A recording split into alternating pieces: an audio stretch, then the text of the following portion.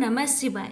प्यारे भक्तों, आज आप सभी श्रवण करें सोमवार व्रत की महापुण्य फल देने वाली कथा। सोमवार का व्रत चंद्रदेव और भगवान भोलेनाथ की अर्चना हेतु किया जाता है। इस व्रत को श्रद्धा पूर्वक करने से मानसिक कलेशों से छुटकारा मिलता है एवं सभी मनोकामनाएं पूर्ण होती है। सोमवार के दिन उपवास रखकर भगवान शंकर माँ पार्वती की पूजा अर्चना करनी चाहिए तथा दिन में एक बार भोजन करना चाहिए।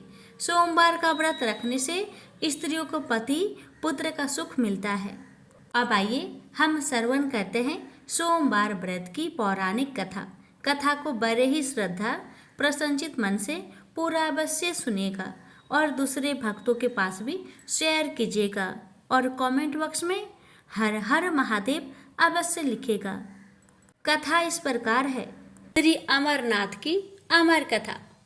इस कथा का नाम अमर कथा इसलिए है कि इसके श्रवण करने से शिव धाम की प्राप्ति होती है। यह वह परम पवित्र कथा है जिसके सुनने से सुनने वालों को अमर पद की प्राप्ति होती है तथा वह अमर अजर हो जाता है। यह कथा श्री शंकर भगवान ने इसी गुफा में श्री अमरनाथ जी की गुफा में भगवती पार्वती जी को सुनाई थी। इस कथा को सुनकर ही श्री सुखदेव जी अमर हो गए थे। जब भगवान श्री शंकर यह कथा भगवती पार्वती को सुना रहे थे तो वह एक तोते का बच्चा भी इस परम पवित्र कथा को सुन रहा था और इसे सुनकर फिर उस तोते के बच्चे ने श्री सुखदेव स्वरूप को पाया था। सुख संस्कृत में तोता को कहते हैं और इसी कारण बाद में फिर मुनि सुखदेव के नाम से संसार में प्रसिद्ध हुए। यह कथा भगवती पार्वती तथा भगवान शंकर का संवाद है। यह परम पवित्र कथा लोक व परलोक का सुख देने वाली है।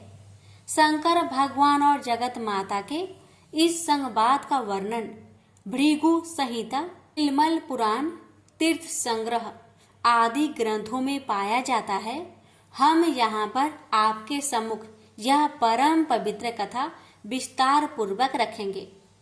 देव ऋषि नारद का कैलाश पर्वत पर आना और श्री पार्वती जी से पूछना कि भगवान शंकर के गले में रुंडमाला क्यों है। एक बार देव ऋषि नारद कैलाश पर्वत पर भगवान श्री शंकर के स्थान पर दर्शनार्थ पधारे। भगवान श्री शंकर उस समय वन विहार के लिए गए हुए थे और भगवती पार्वती यहाँ पर विराजमान थी। श्री पार्वती जी ने देव ऋषि नारद को प्रणाम किया और सादर आसन दिया और बोली, देव ऋषि आपने यहाँ पधारकर हम पर बड़ी कृपा की, अपने आने का कारण कहिए। देव ऋषि नारद बोले, देवी मेरा एक प्रश्न है, उसका उत्तर चाहता हूँ। श्री पार्वती ने कहा, कहिए। नारद बोले, देवी मुझे इस बात का बड़ा आश्चर्य है, भगवान श्री शंकर जो कि हम दोनों से बड़े हैं, उनके गले में रुंडमाला क्यों है। श्री पार्वती जी बोली, इसका कारण मैं नहीं जानती। नारद जी ने कहा, आप यथा समय इसका कारण भगवान श्री शंकर जी से पूछिएगा। इतना कहकर देव ऋषि नारद वहां से चले गए और उनके जाने के थोड़ी देर बाद भगवान श्री शंकर आ गए और उनके आने पर भगवती पार्वती ने वही प्रश्न उनसे किया। भगवान श्री शंकर बोले, हे पार्वती तुम यह प्रश्न न पूछो। लेकिन श्री पार्वती ने भगवान श्री शंकर की बात नहीं मानी और उनके रुंड माला धारण करने का कारण जानने के लिए हट करने लगी। इस पर भगवान श्री शंकर ने कहा, पार्वती जितने मुंड तुमको इस मुंड माला में दिखाई दे रहे हैं यह तुम्हारे ही सिर है। यानी जितने जन्म तुमने धारण किए हैं उतने ही मुंड मैंने धारण किए हैं। इस पर पार्वती जी ने प्रश्न किया, प्रभु मेरी तो मृत्यु होती है और आपकी नहीं होती, इसका कारण क्या है। भगवान श्री शंकर बोले, यह सब अमर कथा के कारण है। पार्वती बोली, तो फिर मुझे भी यह अमर कथा सुना दीजिए ना। इस पर श्री शंकर जी ने आसन लगाया और काल अग्नि रुद्र नामक एक गण प्रकट किया और उसे आज्ञा दी, चहु ओर एक ऐसी अग्नि प्रकट करो जिसमें कि जलकर समस्त जीवधारी मर जाए। भगवान शंकर की आज्ञा पाकर काल अग्नि ने ऐसा ही किया और अदृश्य हो गया। जिस आसन पर भगवान श्री शंकर बैठे थे उसके नीचे एक तोते का अंडा पहले से ही था, जो कि काल अग्नि को दिखाई नहीं दिया। इसके पश्चात भगवान श्री शंकर नेत्र मूंद कर एकाग्रचित हो पार्वती जी को अमर कथा सुनाने लगे और पार्वती जी उनके हर वाक्य पर हुक्कारा भरने लगी। धीरे धीरे पार्वती जी को नींद आने लगी। उसी समय उस अंडे में से जीव प्रकट हुआ। श्री पार्वती जी तब तक हुक्कारा देते देते सो चुकी थी। अब उसके स्थान पर तोता हुक्कार देने लगा। जब भगवान शंकर अमर कथा समाप्त कर चुके तो श्री पार्वती जी की आंखें भी खुली। भगवान श्री शंकर ने उनसे पूछा कि क्या उन्होंने अमर कथा सुनी है। श्री पार्वती ने उत्तर दिया कि अमर कथा नहीं सुनी। इस पर भगवान श्री शंकर ने पूछा, तब हुक्कारा कौन देता था। पार्वती जी बोली, मुझे नहीं मालूम। अब भगवान श्री शंकर ने इधर उधर देखा तो उनको एक तोता दिखाई दिया, जो कि उनके देखते ही देखते उड़ गया। भगवान शंकर उठकर पीछे दौड़े। वह तोता उड़ता उड़ता तीनों लोकों में गया, लेकिन उसको कहीं जगह नहीं मिली। श्री व्यास देव की पत्नी अपने घर के द्वार पर बैठी जम्हाई ले रही थी। बस तोता उनके पेट में चला गया। भगवान श्री शंकर ने कहा, व्यास जी, मेरा चोर आपके घर में है। महर्षि व्यास बोले, प्रभु, हमारे घर में तो कोई चोर नहीं है। भगवान श्री शंकर के कहने पर महर्षि व्यास जी ने अपनी पत्नी से पूछा। उसने उत्तर दिया, ऐसा जान पड़ता है जैसे कि मेरे पेट में कोई पंछी गया है। महर्षि व्यास जी ने यह बात भगवान श्री शंकर से कही और साथ ही कहा, आपकी जैसी इच्छा हो वैसा कर सकते हैं, लेकिन यह तो आप जानते ही हैं कि स्त्री को मारना पाप है। श्री वेद व्यास की यह बात सुनकर श्री शंकर लौट गए। वह तोता कई वर्षों तक ऋषि पत्नी के पेट में रहा, लेकिन जब ऋषि पत्नी के पेट का कष्ट अधिक बढ़ता गया तो श्री वेद व्यास जी, ब्रह्मा जी और उसके पश्चात श्री विष्णु जी के पास गए। फिर तीनों मिलकर भगवान श्री शंकर के पास गए।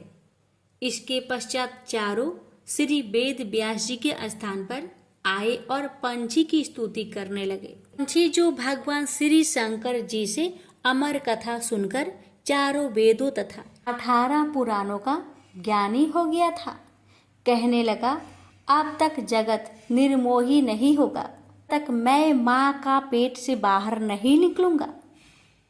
इस पर भगवान विष्णु ने अपनी माया से जगत को निर्मोही कर दिया। इस पर वह तोता बालक रूप होकर माँ के पेट से बाहर आ गया और उसका नाम सुखदेव हुआ। श्री सुखदेव अपने जन्म के साथ ही सबको प्रणाम करके जंगल की ओर चल दिए और फिर भगवान विष्णु ने अपनी माया हटा दी और जगत पुनः मोहयुक्त हो गया। इस पर श्री वेद व्यास जी अपने पुत्र के लिए व्याकुल होकर श्री सुखदेव के पीछे जंगल में दौड़े और उनके पास पहुंचकर उनसे घर चलने के लिए कहा। श्री सुखदेव जी ने कहा, जगत निर्मोही है, जहाँ न कोई किसी का पुत्र है और न कोई किसी का पिता। श्री वेद व्यास जी बोले, अब ऐसा नहीं है।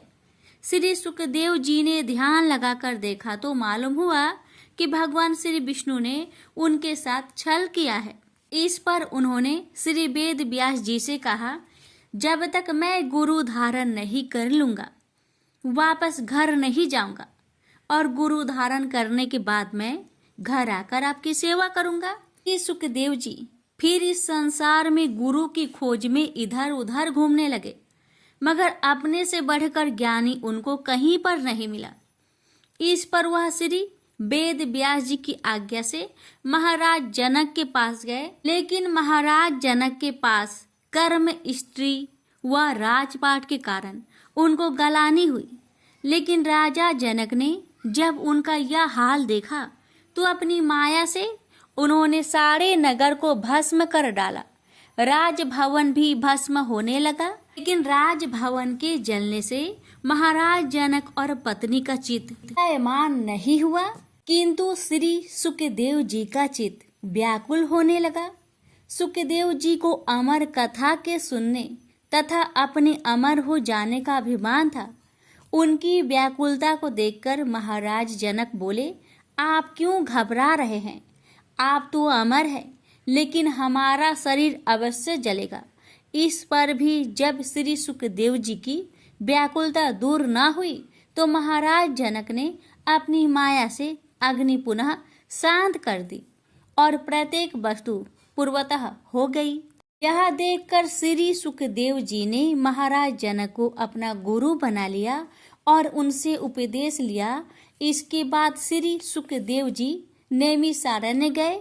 वहां पर ऋषियों महर्षियों ने उनका बड़ा आदर सत्कार किया। ऋषियों महर्षियों ने आपसे अमर कथा सुनने के लिए प्रार्थना की। श्री सुखदेव जी बोले, इस कथा के सुनने वाले अमर हो जाते हैं। इसके पश्चात उन्होंने कथा सुनानी आरंभ की। कथा आरंभ होने के साथ ही कैलाश पर्वत, क्षीर सागर और ब्रह्मा लोक हिलने लगा। ब्रह्मा, विष्णु, शिव तथा समस्त देवता उस स्थान पर पहुंचे जहां पर अमर कथा हो रही थी।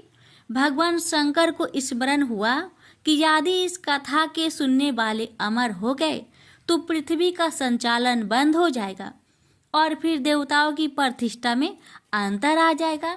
इसलिए भगवान श्री शंकर क्रोध में भर आए और श्राप दिया कि जो इस कथा को सुनेगा वह अमर नहीं होगा, परंतु हाँ, वह शिवलोक अवश्य प्राप्त करेगा।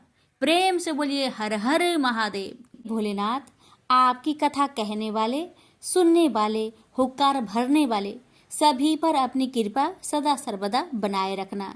प्रेम से बोलिए हर हर महादेव। 16 सोमवार व्रत कथा।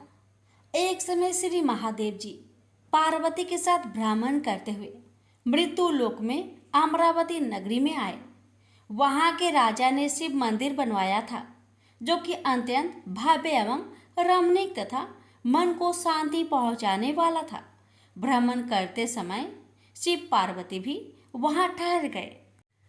पार्वती जी ने कहा, हे नाथ, आओ आज इसी स्थान पर चौसर पासे खेले। खेल प्रारंभ हुआ। शिव जी कहने लगे, मैं जीतूंगा। इस प्रकार उनकी आपस में वार्तालाप होने लगी। उस समय पुजारी जी पूजा करने आए। पार्वती जी ने पूछा, पुजारी जी बताइए, जीत किसकी होगी? पुजारी बोला, इस खेल में महादेव जी के समान कोई दूसरा परंगत नहीं हो सकता, इसलिए महादेव जी ही यह बाजी जीतेंगे। परंतु हुआ उल्टा, जीत पार्वती जी की हुई। अतः पार्वती जी ने पुजारी जी को कोढ़ी होने का श्राप दे दिया कि तूने मिथ्या भाषण किया। अब तो पुजारी कोढ़ी हो गया। शिव पार्वती जी दोनों वापस चले गए। कुछ समय पश्चात अप्सराएं पूजा करने आई। अप्सराओं ने पुजारी के उसके कोढ़ी होने का कारण पूछा। पुजारी ने सब बातें बता दी। अप्सराएं कहने लगी, पुजारी जी, आप 16 सोमवार का व्रत करें तो शिव जी प्रसन्न होकर आपका संकट दूर करेंगे। पुजारी जी ने अप्सराओं से व्रत की विधि पूछी। अप्सराओं ने व्रत करने और व्रत के उद्यापन करने की संपूर्ण विधि बता दी।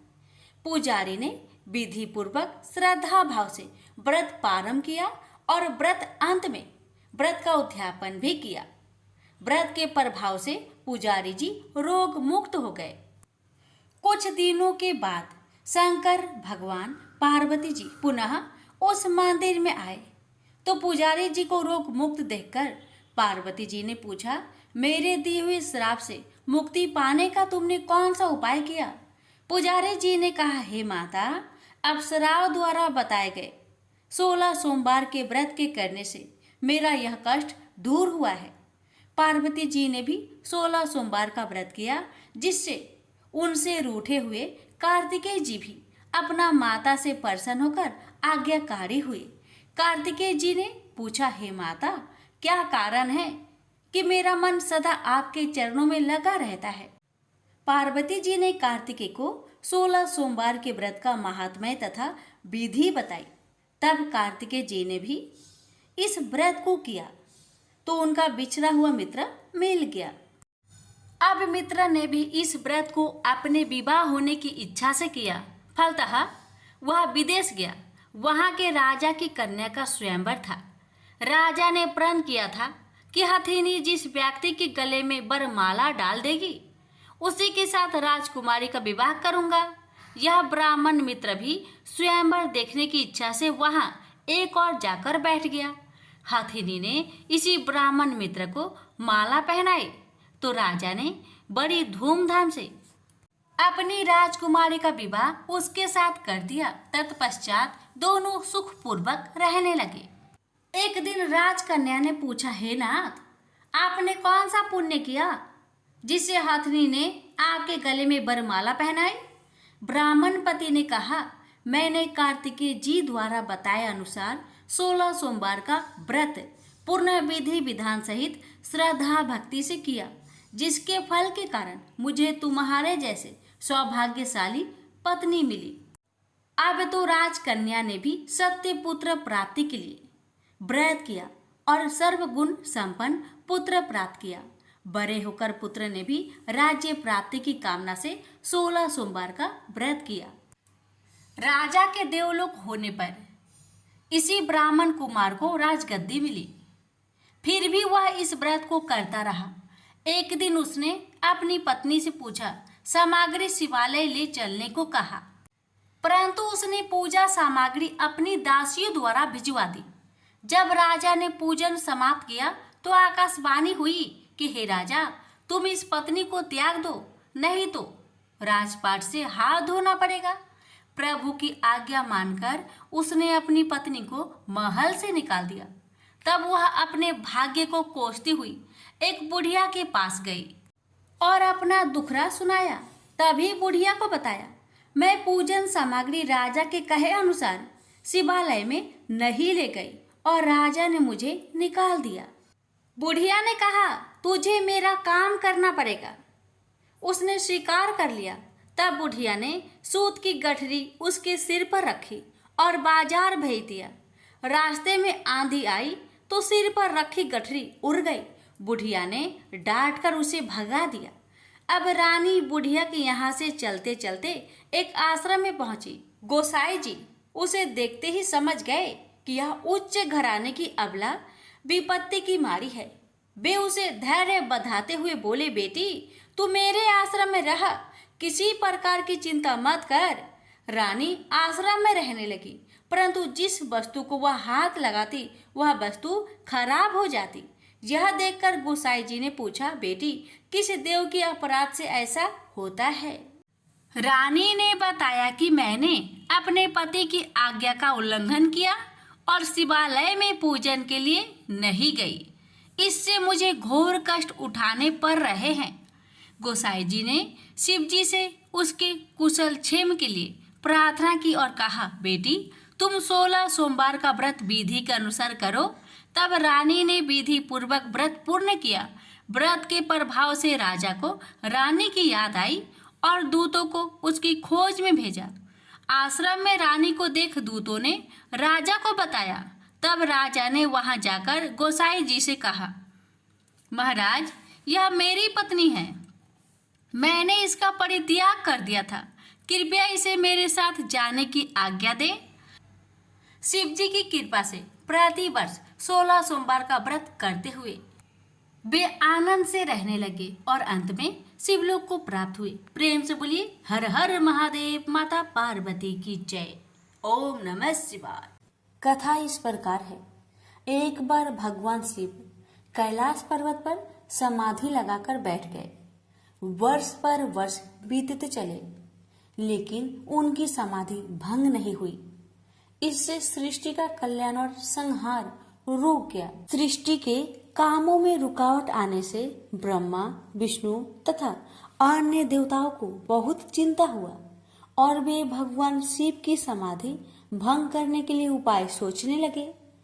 ब्रह्मा भगवान विष्णु से बोले, भगवान आप ही कोई उपाय बतलाए जिससे भगवान शिव की समाधि टूटे और वह सृष्टि के कल्याण और संहार का अपना उत्तरदायित्व पूर्ण करने में लगे।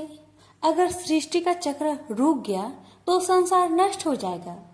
विष्णु भगवान बोले, ब्रह्मा जी आपने ही तो इस सृष्टि को पैदा किया है, आपने ही विधान बनाया है, इसलिए आप ही कोई उपाय सोच सकते हैं। ब्रह्मा जी बोले, भगवान शिव की समाधि पर हमने किसी उपाय से भंग कर भी दी तो वह कल फिर समाधि लगा लेंगे।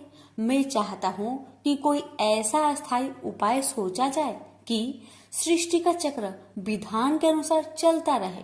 विष्णु जी बोले, हम जिस उपाय से अब तक ऋषि मुनियों की तपस्या भंग करते आए हैं, क्या उसी प्रकार कामदेव को भेजकर भगवान शिव की समाधि भंग नहीं की जा सकती?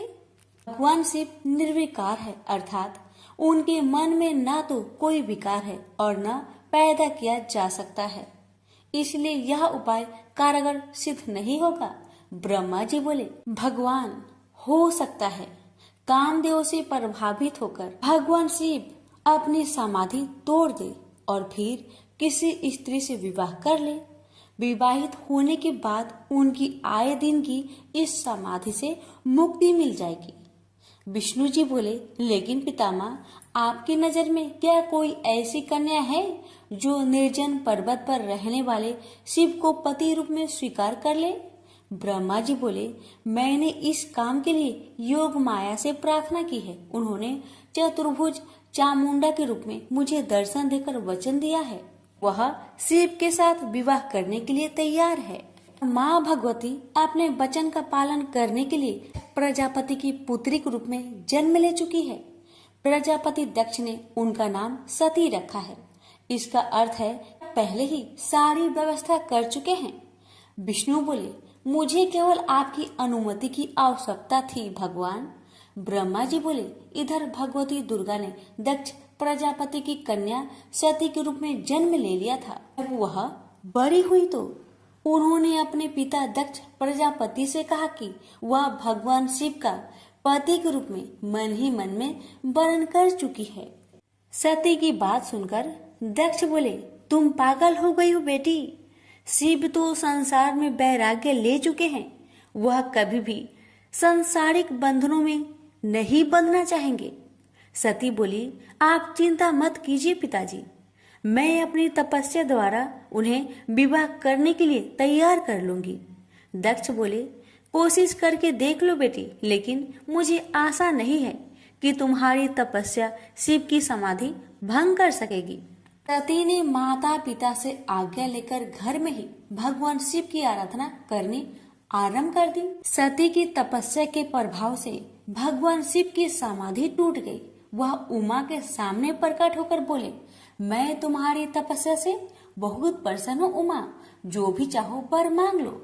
उमा बोली, भगवान यदि आप मेरी तपस्या से प्रसन्न हैं तो मुझे पत्नी के रूप में स्वीकार कर लीजिए। भगवान शिव तथास्तु कह के वहाँ से अंतर्ध्यान हो गए। स्त्री की इच्छा अनुसार प्रजापति दक्ष ने उमा का विवाह शिव के साथ कर दिया।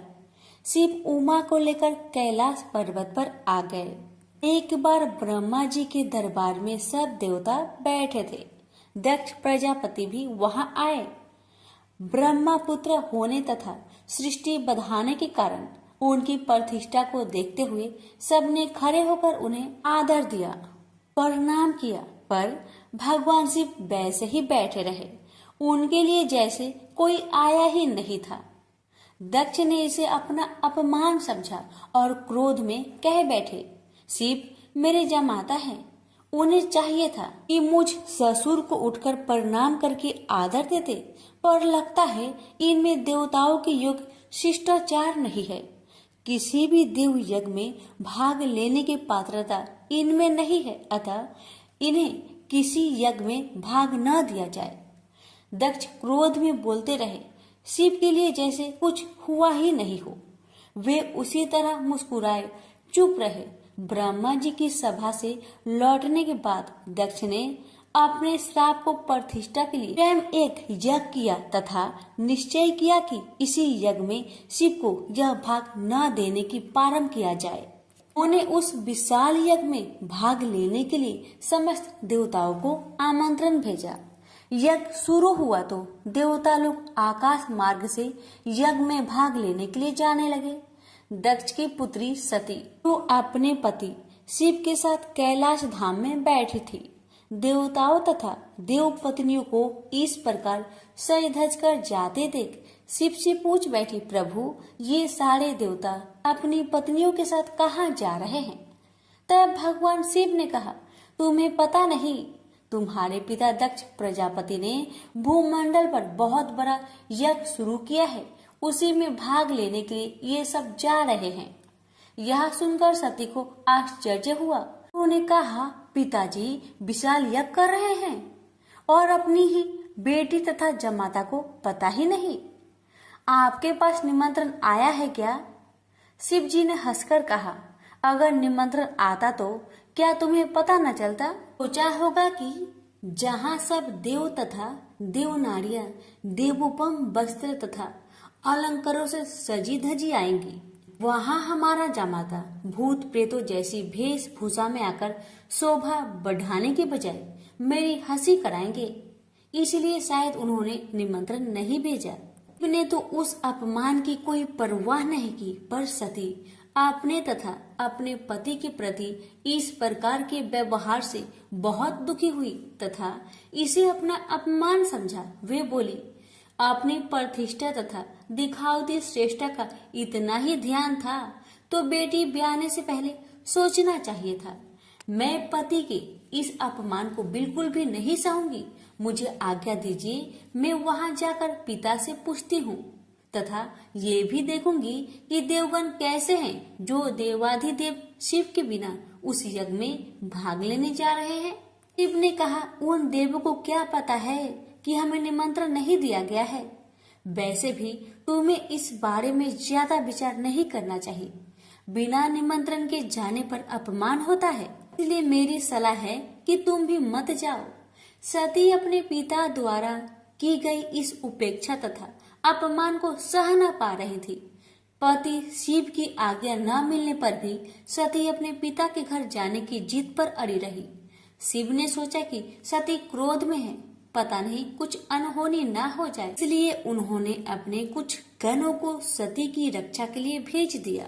सती अपने पिता के घर पहुंची तो उनकी माता और बहनों ने तो बड़े स्नेह और सम्मान के साथ उनका स्वागत किया, लेकिन दक्ष तथा उसके समर्थकों ने उमा के प्रणाम का उत्तर देना तो दूर उनकी ओर आंख उठाकर भी नहीं देखा। सती को अपने अपमान की परवाह नहीं थी। उन्होंने पिता से पूछा, पिताजी आप प्रजापति की माया के अनुसार इतना बड़ा कर रहे हैं, इसमें भाग लेने के लिए देवगण तथा आपकी अन्य पुत्रियां तथा जमाता भी आमंत्रित है। मुझे और मेरे पति को आपने आमंत्रित क्यों नहीं किया? दक्ष ने कहा, सती तुम अब मेरी पुत्री से अधिक किसी की पत्नी हो। तुम्हारे पति की उद्दंडता के कारण मैंने उसे श्राप दिया है, वह यज्ञ भाग का अधिकारी नहीं होगा। वैसे भी भूत पिचासों के साथ शमशान में रहने वाले का स्वर्ग में रहने वाले देवताओं के बीच कोई स्थान नहीं होता। सती ने कहा, वे आपके जमाता है, आपने उनकी पाद पूजा की है, वे देवों के देव महादेव हैं। यदि उन्हें ही यज्ञ भाग से वंचित किया गया तो वह यज्ञ उनके बिना सफल नहीं होगा। मैं स्वयं इसकी हव्य बनूंगी। न कहकर सती यज्ञ कुंड में कूद पड़ी। सती को यज्ञ कुंड में कूदते देख वहां हाहाकार मच गया। लोग उठ उठकर भागने लगे। यज्ञ की सामग्री लोगों के पैरों से कुचलकर इधर उधर जा गिरी। सती को इस प्रकार सती होते देख शिव के गण यज्ञ में आए, ऋषि मुनियों और दक्ष के सैनिकों पर टूट पड़े। देख महर्षि भृगु वेद मंत्रों से अग्नि में आहुतियां देने लगे। महाशक्तिशाली अनगिनत दैत्य पैदा हो गए और शिव के गणों का संहार करने लगे। तभी आकाशवाणी हुई, मूर्ख दक्ष, तूने जिसको अपनी पुत्री समझकर अपमान किया है, अनादि शक्ति, जगत की सृष्टा, रक्षिका और कल्पात में संहार करने वाली है, वही योग माया माँ भगवती है। तूने उनका अनादर करके अपने विनाश के द्वार खोल लिए हैं। अब शिव के क्रोध से तेरी रक्षा करने वाला इस संसार में कोई नहीं है। भगवान शिव के गण भागकर उनके पास पहुँचे और उन्होंने सती के सती होने की पूरी घटना सुना दी। उमा के सती होने की घटना सुनकर भगवान शिव के क्रोध की सीमा ना रही। उन्होंने अपनी एक जटा उखाड़कर पर्वत पर दे मारी, जिससे महाप्रलय के समान भयंकर शब्द के साथ ही महापराक्रमी वीरभद्र पैदा हो गया। वीरभद्र के उत्पन्न होते ही 10 दिशाएं कांप उठी। फिर शिव जी ने दूसरी जटा उखाड़कर एक चट्टान पर दे मारी, जिससे महाकाली उत्पन्न हो गई। उनका रूप इतना विकराल था कि उन्हें देखकर शिव के गणों में भी भय की लहर सी दौड़ गई। महाकाली के साथ ही काली, कात्यायनी, ईशानी, चामुंडा, मुंड, मर्दनी, भद्रकाली, भद्रा, वली और वैष्णवी भी पैदा हो गई। फिर भद्र ने कहा, भगवान आज्ञा दीजिए, मैं क्या करूं? यदि आपकी आज्ञा हो तो मैं क्षण भर में ही सारे समुद्र को सोख कर मुझे ब्रह्मांड को भस्म कर डालूं और सारे देवताओं और ऋषि मुनियों को भी भस्म कर दूं। शिव जी बोले, वीरभद्र, ब्रह्मा का पुत्र दक्ष यज्ञ कर रहा है, अत्यंत अभिमानी और मेरा विरोधी है। जाओ उसके यज्ञ का विध्वंस कर दो और वहाँ जो भी देवता, गंधर्व, ऋषि मुनि हो, उन सबको भस्म कर डालो। फिर शिव ने महाकाली से कहा, महाकाली, तुम इन 9 दुर्गाओं को साथ लेकर वीरभद्र की सहायता करो। दक्ष उसकी पत्नी और बंधु बांधवों को मारकर उसके वंश को समाप्त कर दो। भगवान शिव की आज्ञा पाते ही वीरभद्र और भद्रकाली ने यज्ञ भूमि में पहुंचते ही जैसे प्रलय मचा दी। दक्ष की सेनाओं को समाप्त करके वे दोनों शिव जी के गणों के साथ जो भी सामने आया उसी को मौत के घाट उतारते चले गए। उन्होंने यज्ञ की वेदी तोड़ डाली, यज्ञ में काम आने वाली सारी वस्तुओं उठाकर नष्ट कर दिया। घबराकर दक्ष भगवान विष्णु से बोले, भगवान, अब आप ही हमें सब संकटों से मुक्ति दिला सकते हैं। विष्णु बोले, दक्ष, तुमने शिव जी का अपमान करके भयंकर अपराध किया है। उनके गणों का सेनापति वीरभद्र इतना शक्तिशाली है कि मैं भी उनका कुछ नहीं बिगाड़ सकता। वीरभद्र ने ऋषि मुनियों और देवताओं को पृथ्वी पर पटक पटक कर मार डाला। भृगु ऋषि की छाती पर पांव रखकर उनकी दाढ़ी उखाड़ ली। शिव जी को देखकर हंसने वाले ऋषि पूषा के दांत तोड़ डाले और फिर वेदी के भीतर छिपे दक्ष को बाहर खींचकर उसका सिर हाथों से मोड़कर धधकते हुए अग्नि कुंड में फेंक दिया। इस प्रकार अपने स्वामी का अपमान करने वाले दक्ष को पूर्ण रूप से दंडित करके वीरभद्र कैलाश पर्वत पर लौट गए। से बोलिए, उमापति शंकर भगवान की जय। बात उस समय की है जब परशुराम ने अपनी प्रतिज्ञा के अनुसार पृथ्वी को क्षत्रियों से रहित कर दिया था। तब वे अपने गुरु भूतनाथ के चरणों में प्रणाम करने और गुरु पत्नी अम्बा तथा उनके नारायण तुल्य दोनों गुरु पुत्र कार्तिकेय और गणनायक को देखने की लालसा से कैलाश पहुँचे। वहाँ उन्होंने अत्यंत अद्भुत कैलाशपुरी का दर्शन किया। अपने गुरु की उस दिव्य पुरी के दर्शन कर उनका नंदन आनंद विभोर हो गए। फिर उन्होंने शिव का 15 योजन ऊंचा और 4 योजन विस्तृत अत्यंत सुंदर आश्रम देखा। परशुराम वहाँ सबसे मिले और उन्होंने सबसे बात की। इसके बाद वे नंदीकेश्वर से आज्ञा प्राप्त कर प्रसन्नता पूर्वक आश्रम के भीतर प्रविष्ट हुए। कुछ ही आगे जाने पर महातपस्वी परशुराम ने बहुमूल्य रत्नों से निर्मित सैकड़ों मंदिर देखे। उन्होंने वहां का भीतरी द्वार देखा जो नाना प्रकार की चित्रकारी से चित्रित तथा हीरे मोतियों की गुथी हुई मालाओं से अत्यंत शोभ्यमान था। परशुराम ने द्वार के बाएं भाग में अपने गुरुपुत्र कार्तिकेय को देखा और दाहिने ओर पार्वती नंदन गणेश तथा शिव पार्वती का अवलोकन किया।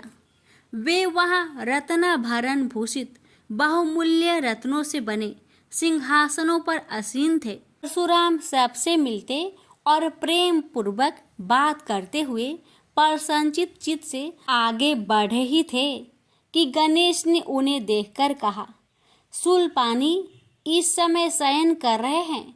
मैं उन परम प्रभु की आज्ञा प्राप्त कर तत्काल तुम्हें साथ ले चलूंगा।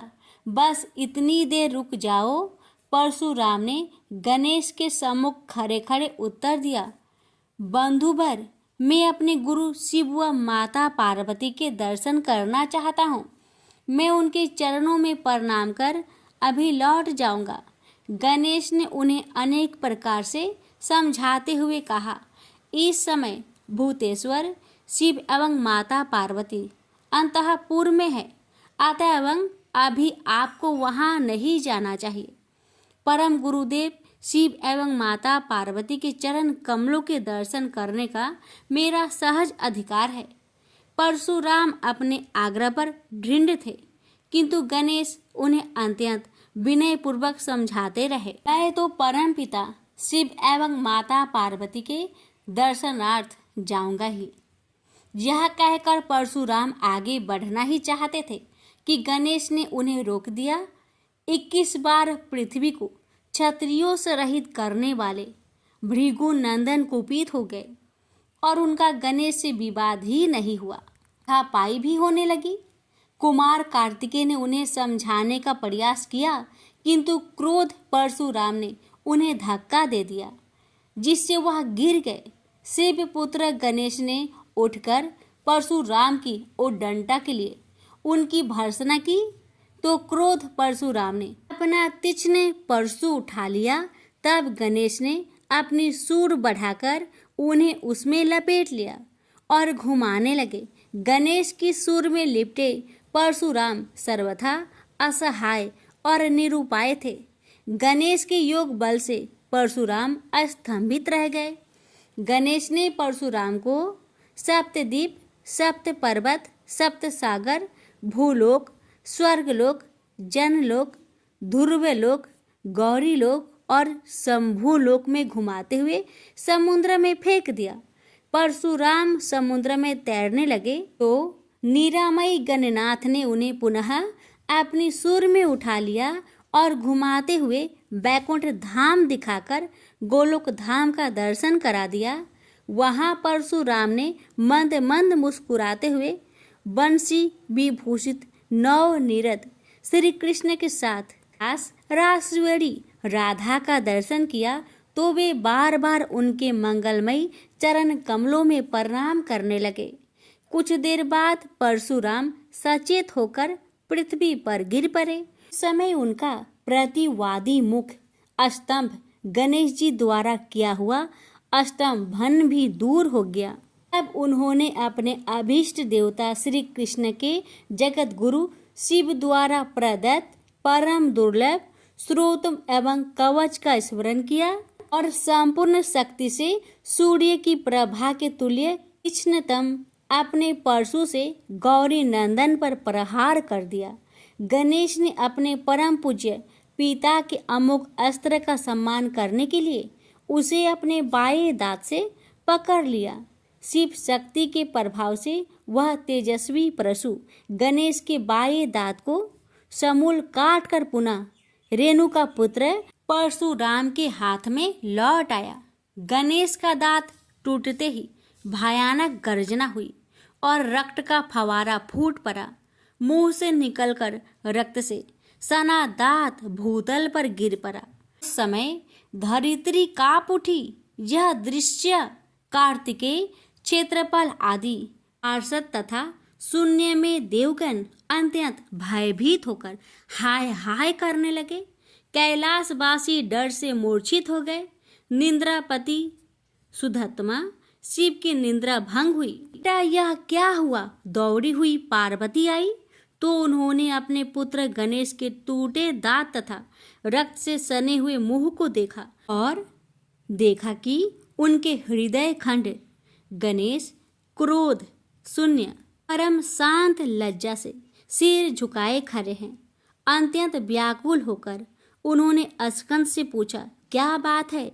यह कैसे हुआ? स्कंद द्वारा संपूर्ण वृत्तांत सुनकर पार्वती अत्यंत क्रोध हुई और अपने प्रिय पुत्र गणेश जी को सीने से लगाकर रोती हुई शिव से बोली, मेरे पुत्र गणेश और आपके शिष्य परशुराम में किसका दोष है? आप ही निर्णय करें।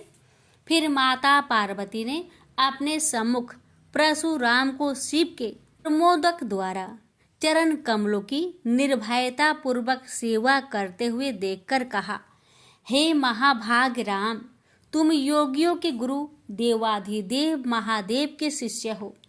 तुम शुद्ध मन वाले हो। तुम्हारी अशुद्धता का कारण मेरी समझ में नहीं आ रहा। तुमने करुणामय गुरु से अमोघ परशु प्राप्त कर पहले तो उसकी क्षत्रिय जाति पर परीक्षा की और अब गुरु पुत्र पर परीक्षा की है।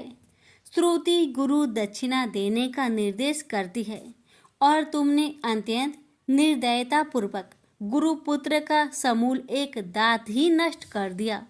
अब इसका सिर भी काट डालो। चरमता का अमोघ परशु प्राप्त कर ले तो क्षुद्र श्रृंगाल भी वनराज को मार सकता है। इतना कहकर क्रोध से भगवती पार्वती परशुराम को मारने के लिए प्रस्तुत हो गई। भय बस परशुराम ने मन ही मन करुणा सागर गुरु को प्रणाम कर अपने इष्ट देव गोलोकनाथ श्री कृष्ण का स्मरण किया। तभी पार्वती ने अपने सम्मुख एक बौने ब्राह्मण बालक को देखा। उस पर तेजस्वी ब्राह्मण बालक को देखकर आतुरता से भगवान शंकर ने भक्ति पूर्वक मस्तक झुकाकर प्रणाम किया। उसके बाद माता पार्वती ने भी उसे प्रणाम किया। परम तेजस्वी ब्राह्मण बालक ने शिव एवं पार्वती को शुभ आशीर्वाद प्रदान किया। यह दृश्य देखकर कैलाशवासी बालक बालिकाएं भयभीत एवं चकित हो गए। फिर भगवान शंकर ने उनका पूजन किया। वे वामन भगवान रत्न सिंहासन पर विराजमान थे। उनका उत्कृष्ट तेज सर्वत्र फैल रहा था। भगवान शंकर ने मधुर शब्दों में कहा, आज मेरा परम सौभाग्य है जो आपने कृपा पूर्वक मेरे यहाँ पधार कर मुझे सेवा का अवसर प्रदान किया है। सुतोष शिव की मधुर वाणी से प्रसन्न होकर ब्राह्मण बाल रूपी स्वयं श्री हरि ने गंभीर स्वर में कहा, आप लोग की वर्तमान स्थिति जानकर मैं श्वेत द्वीप से आ रहा हूँ। मेरे भक्तों का कभी अमंगल नहीं होता। मेरा सहस्त्रसार उनके रक्षार्थ प्रतिक्षण प्रस्तुत रहता है, किंतु गुरु के रुष्ट होने पर मैं विवश हो जाता हूँ। गुरु की अवहेलना बलवती होती है। विद्या और मंत्र प्रदान करने वाला गुरु अभिष्ट देव से 100 गुना श्रेष्ठ है। गुरु से बढ़कर कोई देवता नहीं है, पार्वती से बढ़कर कोई पतिव्रता नहीं है तथा गणेश से उत्तम कोई जितेंद्रिय नहीं है। भृगु नंदन ने गुरु पत्नी एवं गुरु पुत्र की अवहेलना कर दी है। उसी का मार्जन करने के लिए मैं यहाँ उपस्थित हुआ हूँ। श्री हरि ने भगवान शंकर के बाद भगवती पार्वती से कहा, तुम जग जननी हो। तुम्हारे लिए गणेश, कार्तिकेय और परशुराम भी पुत्र तुल्य है। इन परशुराम ने स्नेह के प्रति शिव और तुम्हारे मन में भेद नहीं है। आता एवं जो उचित समझो करो। देव बड़ा प्रबल होता है। बालकों का यह विवाद तो देव दोष से ही घटित हुआ है। तुम्हारे इस प्रिय पुत्र का एक दंत नाम वेदों में प्रसिद्ध है। फिर श्री हरि ने परशुराम से कहा, राम, तुमने क्रोधवश शिवा पुत्र गणेश का दांत तोड़कर अनुचित किया है। इस कारण तुम निश्चय ही अपराधी हो। ये सर्वशक्ति स्वरूपा पार्वती प्रकृति से परे और निर्गुण है। श्री कृष्ण भी इन्हीं की शक्ति से शक्तिशाली हुए हैं। ये समस्त देवताओं की जननी है। तुम इनकी स्तुति कर इन्हें संतुष्ट करो। इतना कहकर श्री हरि बैकुंठ के लिए प्रस्थान कर गए। परशुराम ने भी स्नान कर शुद्ध वस्त्र धारण कर लिए। वह हाथ जोड़कर गुरुदेव के चरणों में प्रणाम कर सिर झुकाए जगजननी गौरी का स्तवन करने लगे। भक्तवर परशुराम के संपूर्ण अंग पुलकित थे और उनके नेत्र से अश्रु प्रवाहित हो रहे थे। इस प्रकार करुण प्रार्थना करते हुए अंत में परशुराम ने कहा, जगजननी, रक्षा करो, रक्षा करो, मेरे अपराध को क्षमा कर दो। भला कहीं बच्चे के अपराध करने से माता कुपित होती है। यह कहकर परशुराम ने माता पार्वती के चरणों में प्रणाम कर अत्यंत दुखी होकर रोने लगे। परशुराम की करुण प्रार्थना से करुणामयी पार्वती का हृदय द्रवित हो गया। उन्होंने प्रीति पूर्वक परशुराम को अभय दान देते हुए कहा, बेटा, अब शांत हो जाओ। आशुतोष के अनुग्रह से तुम्हारी सर्वत्र विजय हो। सर्वतरात्मा श्री हरि तुम पर सदा प्रसन्न रहे। गुरुदेव शिव में तुम्हारी भक्ति सुदृढ़ रहे। तुम अमर हो जाओ। इसी प्रकार दयामयी पार्वती ने परशुराम को आशीर्वाद दिया और वे अपने अंतपुर में चली गई। उस समय वहां श्री भगवान के मंगल नाम का उच्च घोष होने लगा। फिर परशुराम ने एक दंत गणेश का स्तवन किया और गंधे, पुष्प, धूप, दीप एवं तुलसी रहित नैवेद्य आदि से लंबोदर की विधि पूर्वक पूजा की। परशुराम ने भक्ति भाव से भाई गणेश को संतुष्ट कर माता पार्वती एवं कृपा सिंधु त्रिलोचन के चरणों में प्रणाम किया। फिर उन्होंने गुरु की आज्ञा प्राप्त कर प्रसन्नता पूर्वक वहां से प्रस्थान किए। प्रेम से बोलिए गौरी पुत्र गणेश भगवान की जय। हर हर महादेव। माता पार्वती की जय। शिव जी की आरती। ओम जय शिव ओंकारा, स्वामी जय शिव ओंकारा, ब्रह्मा विष्णु सदा शिव अर्धांगी धारा। ओम जय शिव ओंकारा, स्वामी जय शिव ओंकारा, एकानन चतुरानन पंचानन राजे, हंसानन गरुड़ासन वृषवाहन साजे। ओम जय शिव ओंकारा, स्वामी जय शिव ओंकारा, दो भुज चार चतुर्भुज, 10 भुज अति सोहे, त्रिगुण रूप निरखते त्रिभुवन जन मोहे। अच्छी माला बने माला, मुंड माला धारी, त्रिपुरारी कंसारी करे माला धारी। श्वेतांबर पीतांबर बाघंबर अंगे, सनकादिकी गरुणादिकी भूतादिकी संगे। कर के माध्य का मंडलु चक्र त्रिशूली धारी, सुखकारी दुखहारी जगपालनकारी।